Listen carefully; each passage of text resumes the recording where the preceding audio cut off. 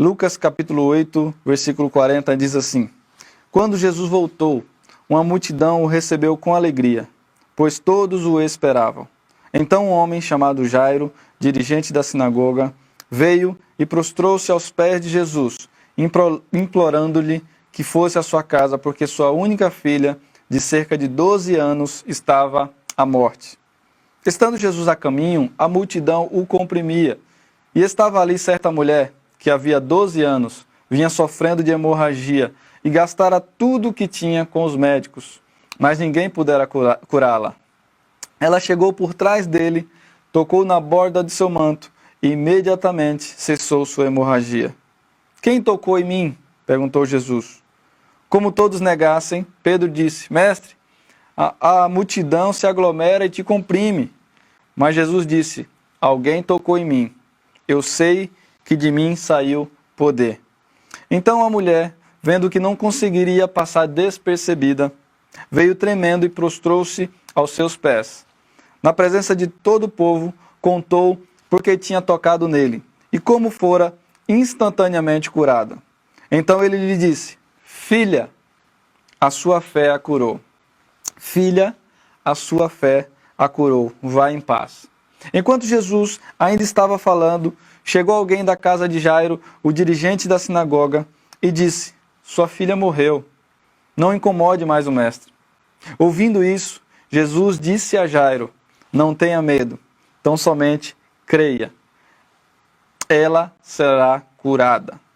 Quando chegou à casa de Jairo, não deixou ninguém entrar com ele, exceto Pedro, João, Tiago e o pai e a mãe da criança. Enquanto isso, todo o povo estava se lamentando e chorando por ela. Não chorem, disse Jesus. Ela não está morta, mas dorme. Todos começaram a rir dele, pois sabiam que ela estava morta. Mas ele a tomou pela mão e disse: Menina, levante-se. O espírito dela voltou e ela se levantou imediatamente. Então Jesus lhe ordenou que dessem de comer a ela. Os pais dela ficaram maravilhados, mas ele lhes ordenou que não contassem a ninguém o que tinha acontecido. Queridos, duas histórias, dois dramas, em contextos diferentes, mas tudo isso um final feliz. Então vamos falar primeiro drama que encontramos nesse texto. Jesus ele estava em uma emergência para atender um pai desesperado, um pai chamado Jairo. Logo a mãe também estava desesperada, mas Jairo ele tinha uma filha há 12 anos que estava ali naquele momento à beira da morte. Versículo 42. Mas Jairo era um bom pai. E aqui vai os meus parabéns aos pais verdadeiros que têm se dedicado ao ministério da paternidade e da maternidade. Aqueles que, tanto pai quanto mãe, têm dedicado toda a sua vida, lágrimas, suor, trabalho, dedicação aos seus filhos. Então aqueles pais assim como Jairo, todos os pais que fizeram o possível para criar, para educar e para educar seus filhos. Então está aqui a nossa homenagem aos nossos pais, todos aqueles que de alguma forma contribuíram para a criação de filhos. Vai também os meus parabéns aí aos filhos que têm honrado e dado orgulho aos seus pais. Então, essa é a maior recompensa de um pai ou de uma mãe quando chega no final da vida e olham para trás e fala assim: olha, valeu a pena cada esforço, valeu a pena cada fio branco da minha cabeça, valeu a pena toda noite que eu fiquei sem dormir, valeu a pena. Então, filhos, continuem praticando, continuem obedecendo esse segundo mandamento, honrando seus pais, porque o cumprimento da promessa, ele com certeza é certo. Mas, queridos, eu entendo que o maior desafio de um pai é conduzir o seu filho a Jesus, ou conduzir Jesus ao seu filho. Então, por mais que você seja um bom pai ou uma boa mãe, vai chegar um momento na vida de seu filho que é necessário ele tomar as decisões, ou vai chegar um momento em que você não consegue resolver determinada situação do seu filho. Vemos aqui Jairo, era um cara rico, era um cara influente na sociedade, era um cara conhecido, ele conhecia os melhores médicos da cidade, ele tinha praticamente o controle da situação em suas mãos. Mas de repente, ele não tinha condições de salvar a sua própria filha. Então, irmãos, tem um período que os filhos eles começam a ter uma determinada autonomia, na verdade. Eles escolhem as roupas, eles começam a escolher sair sozinhos, tomar algumas decisões pequenas ou maiores, mas a principal de todas é decidir a sua caminhada com Jesus ou sem Jesus. Então, esse é o ponto que nós devemos trabalhar daqui por diante. Portanto, pai, mãe, procure conduzir Jesus o mais rápido aos seus filhos. Você que tem filhos menores, talvez você tenha filhos adolescentes, talvez você tenha filhos mais adultos, mas Provérbios nos recomenda a ensinar a criança no caminho em que se deve andar. Então, a nossa responsabilidade, e sempre foi dos pais, é estar nos caminhos do Senhor para conduzir os seus filhos nesse caminho. Não dá para mandar o filho ir para o caminho se a gente não estiver no caminho. Então, é necessário nós estarmos no caminho para conduzir os nossos filhos até Jesus. Então devemos ter em mente que o nosso compromisso e o nosso comprometimento com Deus é que vai fazer a diferença na vida dos nossos filhos.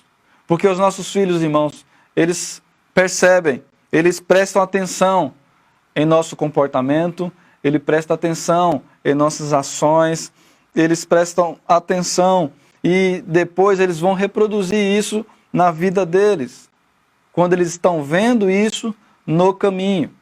Então, se os nossos filhos estão vendo a nossa vida de oração, eles conseguem ver nós orarmos, eles conseguem ver a nós lermos a palavra de Deus, eles conseguem enxergar verdade em nós, tudo que fazemos seja praticado com verdade, com justiça, com excelência, nos nossos relacionamentos, tudo isso eles vão aprender, eles vão reproduzir. E Jairo, ele conduziu Jesus até a sua filha. Mas voltando ao texto, Jesus ele estava a caminho da casa desse cara rico chamado Jairo. E aí quando aparece o segundo drama, o segundo problema. Uma mulher anônima, não tem nome, não tinha idade, pelo menos não foi registrado, não foi registrada a família aqui. As únicas informações que a gente tem dela é que ela sofria também 12 anos, faliu, gastando todos os seus recursos com médicos e talvez com outras formas aí para o tratamento da sua cura.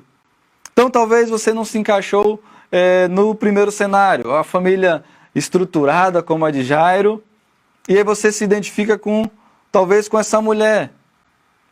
A Bíblia não diz, mas talvez você não teve um bom pai, uma boa mãe, assim como pode ser que essa mulher não tivesse pai nem mãe.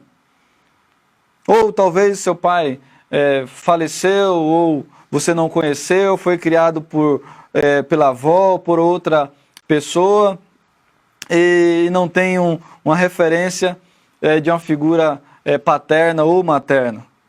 Então você pode se colocar no lugar dessa mulher aqui. Porque a gente pode ter um pouco de imaginação e essa imaginação não é pecado. Talvez essa mulher passou por tudo que você também pode ter passado ou está passando. Mas assim como aquela mulher, nós precisamos entender o propósito de Deus para as nossas vidas. Então, o primeiro passo para entender o que Deus quer de mim e qual o sentido de viver é buscar em Jesus. O propósito e o sentido da vida a gente busca na pessoa de Jesus. Porque tanto na família estruturada, bem-sucedida, quanto uma pessoa cheia de problemas, devem buscar ajuda na pessoa de Jesus, irmãos. Não tem outro caminho. Eu fiquei imaginando, essa semana, vocês devem ter assistido aquele filho que precisou se defender para defender a si próprio, a sua mãe, teve que matar o pai por tantas coisas. Era uma família financeiramente estruturada. Mas infelizmente acabou em tragédia. Então não é a classe social que a pessoa não precisa de Jesus, não. Tanto as pessoas que moram nos centros mais sofisticados, no Alphaville, quanto as pessoas que moram nas periferias da vida, elas precisam de Jesus, irmãos. Não há outro caminho. Tanto Jairo quanto aquela mulher anônima, elas buscaram em Jesus. Quando essa mulher ela busca na pessoa de Jesus a resposta, quando ela persevera, quando ela rompe com o preconceito e quando ela crê, começa ali ser estabelecido o propósito de Deus na vida dela. É interessante que ela foi imediatamente curada no físico. Mas o mais importante dessa história, quando eu estava meditando nesse texto, é a primeira palavra de Jesus dirigida àquela mulher. Está no versículo 48. E Jesus ele chama ela de filha. Então, irmãos, não podemos esquecer desse detalhe importante. Paternidade. Talvez essa mulher estava há 12 anos sem ser chamada de filha, porque ela tinha que viver isolada. Ela não podia abraçar ninguém. Ela tinha que ficar confinada num determinado lugar, afastado. E talvez nunca foi chamada de filha, ou já há algum tempo ela não foi chamada de filha. Talvez você não teve uma boa referência de pai, mas esse Deus que se faz presente aqui onde eu estou e aí onde você está, Ele é um bom pai. Em nossa sociedade tem uma expressão que diz que todos são filhos de Deus. Então, irmãos, de fato, todos são filhos de Deus por causa da criação, onde Deus é um Deus criacional e somos filhos dele pela criação. Mas só vai ao céu os filhos da redenção, aqueles que entenderam a mensagem do Evangelho, aqueles que reconheceram Jesus como seu Senhor e Salvador. Porque depois da desobediência e da queda de Adão e Eva ali no paraíso, o homem se torna um ser morto espiritual. E Jesus veio para trazer o conceito de nascer de novo.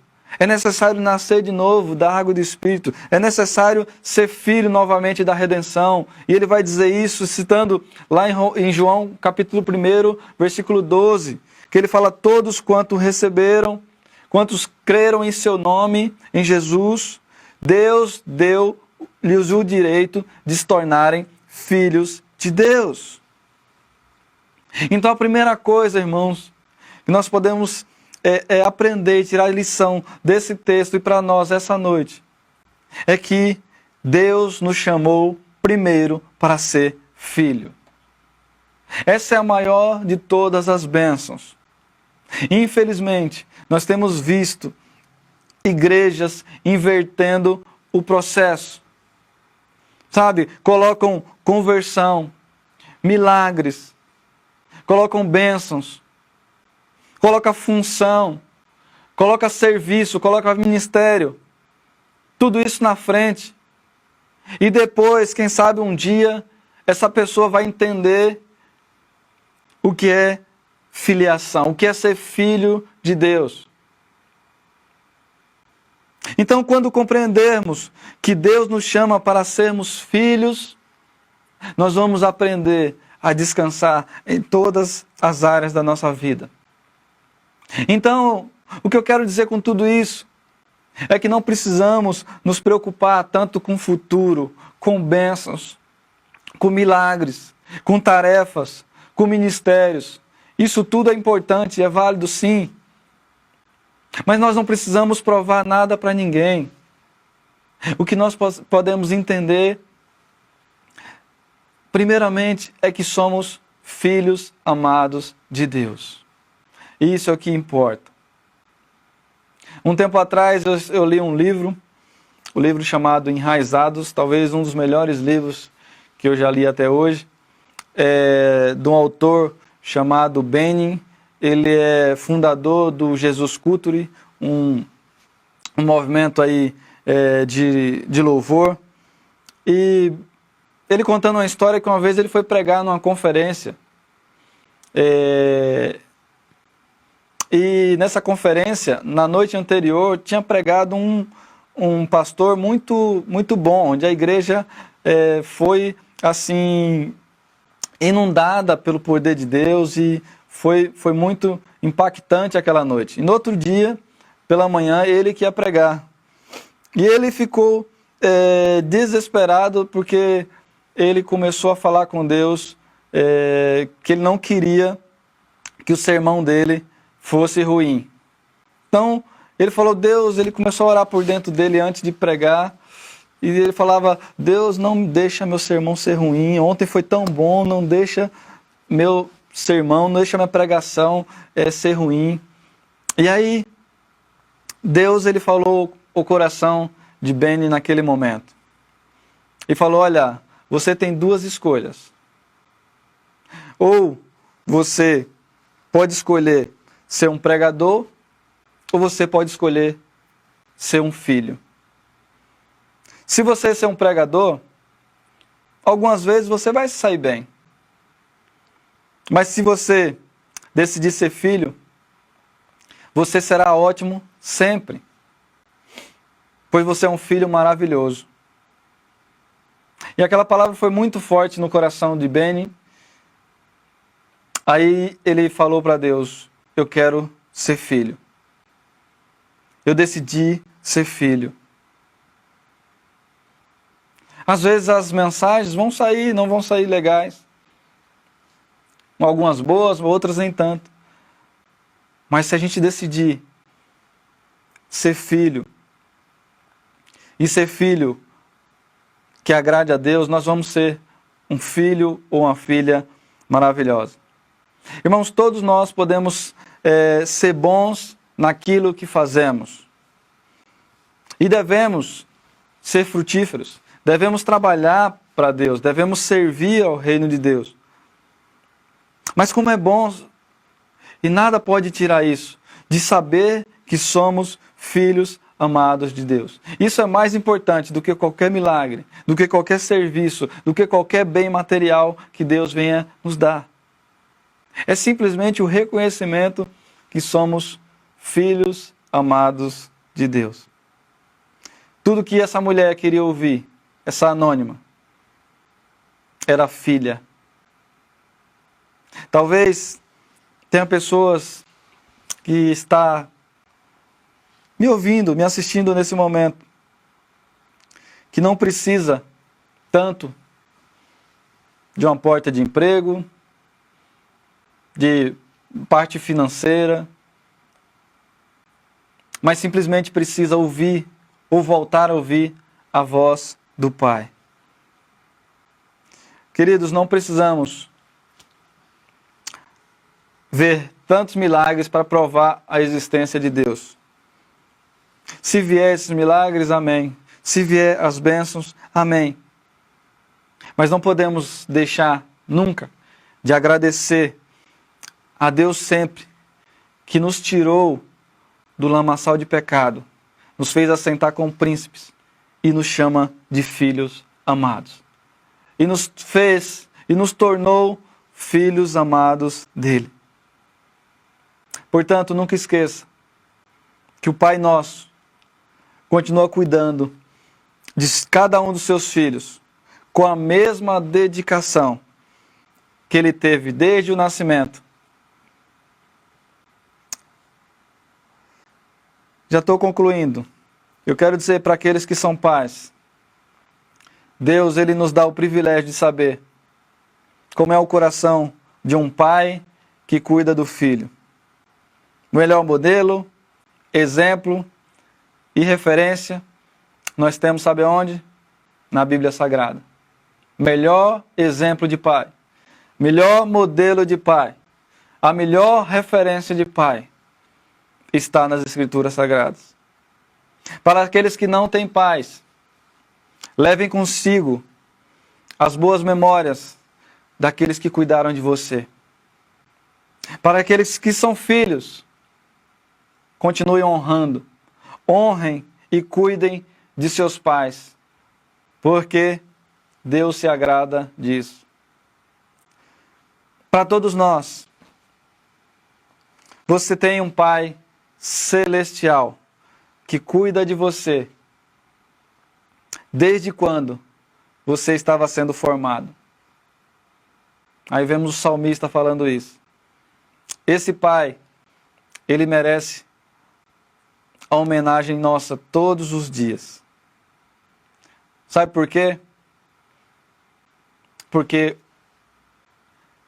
na cruz do Calvário, através do sacrifício de Jesus, através da obra expiatória de Jesus na cruz do Calvário, hoje nós temos os benefícios de filho. Um presidente dos Estados Unidos, eu gosto muito dessa história, chamado Abraham Lincoln. Ele estava no seu gabinete presidencial e na outra sala estava a secretária e alguns empresários que iam ter uma reunião com o presidente na época. E de repente, aqueles empresários estavam já ali há algum tempo, de repente uma criança atravessa aquela sala da secretaria, passa pela secretária, passa pelos aqueles empresários e entra na sala do presidente.